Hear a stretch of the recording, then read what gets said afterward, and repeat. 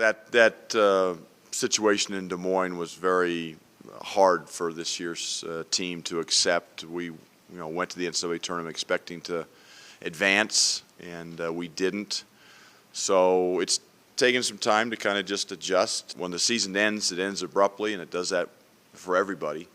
But from a team standpoint, as I look at next year's team, I'm excited. We lose 4 good seniors, 2 guys that played a lot. Obviously, our leading scorer, leading rebounder, Josh Scott. But we had 2 really good players sitting out, in Xavier Johnson and Derek White. So we're, I think, going to be able to replace our production that our senior class gave us with those 2 guys, as well as Bryce Peters and DeLeon Brown and whoever we end up signing late. What I don't know and what the unknown is how are we going to replace that leadership. And as we look to last year's team as well as this year's team and certainly the next year's team, you guys all know how important leadership is. And so that's going to be the challenge I have to next year's 5 seniors. But you kind of knew what you were getting in him when you brought him in, but now that you've had Derek in practice for a year, how excited are you for what he's going to bring to this team? Well, I wish we had him for more than 1 year. Let's put it that way. He's a special player. He's going to be able to affect the game in a lot of different ways.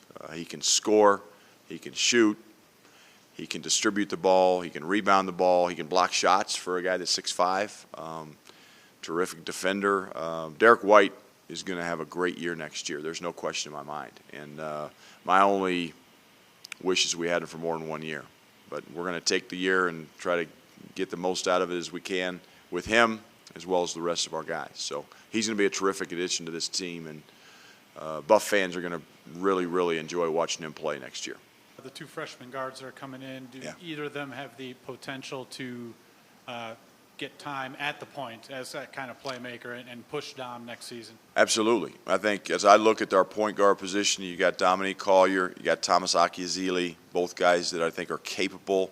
But you also have DeLeon Brown and Bryce Peters coming in, who are both capable guys that can run the point. They're not necessarily true point guards. I would categorize them as combo guys. They can play the point, but they can also get off the ball because they can shoot the ball well enough.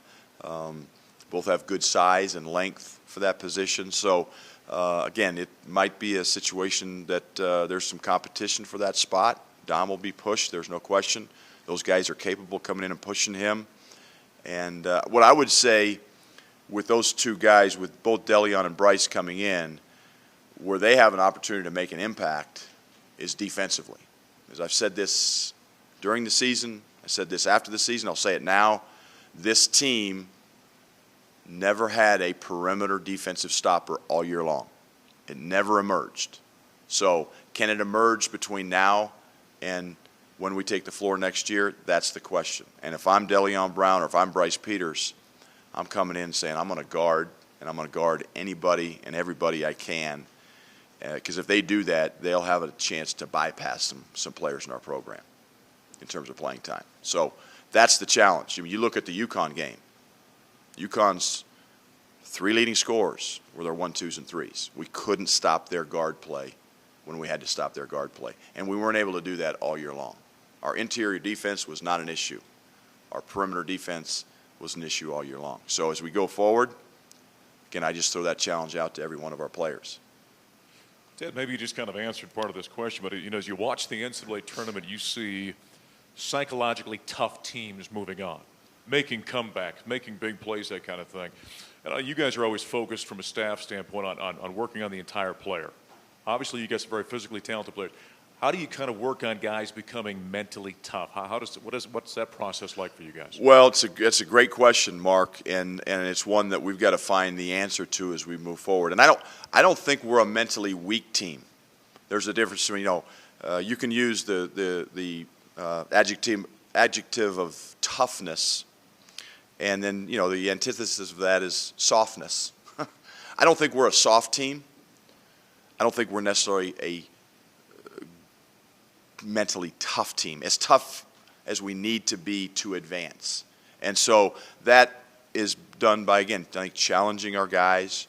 You watch film. They've got to get their skill set to a point where they can handle pressure and can perform under pressure. And so that's going to be a challenge as we move forward. And some of that comes with maturation, just the normal, going from a freshman to a sophomore, going from a sophomore to a junior, and you have that natural progression of developing that as you go.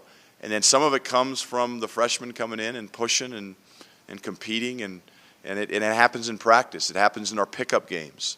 Or it doesn't happen in practice or happen in our pickup games. And that's the challenge that, again, I think every one of our players, especially our perimeter players, when it comes to holding those leads, taking care of the basketball, making good decisions with the basketball, that's where our strides need to come. And mental toughness is a part of that.